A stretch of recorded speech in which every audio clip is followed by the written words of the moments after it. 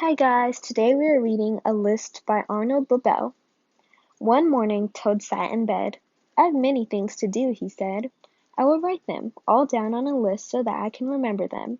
Toad wrote on a piece of paper a list of things to do today. Then he wrote, "Wake up." "I have done that," said Toad, and he crossed out "Wake up."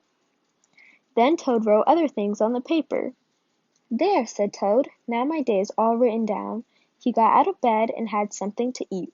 Then Toad crossed out, "Eat breakfast." Toad took his clothes out of the closet and put them on. Then he crossed out, "Get dressed." Toad put the list in his pocket. He opened the door and walked out into the morning. Soon Toad was at Frog's front door. He took the list from his pocket and crossed out, "Go to Frog's house." Toad knocked at the door. "Hello," said Frog. "Look at my list of things to do," said Toad. "Oh," said Frog, "that is very nice." Toad said, "My list tells me that we will go for a walk." "All right," said Frog, "I am ready." Frog and Toad went on a long walk. Then Toad took the list from his pocket again. He crossed out, "Take walk with Frog."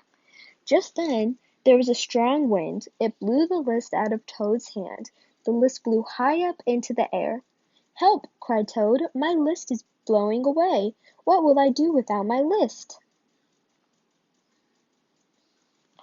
"Hurry!" said Frog. "We will run and catch it." "No!" shouted Toad. "I cannot do that." "Why not?" asked Frog. "Because," wailed Toad, "running after my list is not one of the things that I wrote on my list of things to do."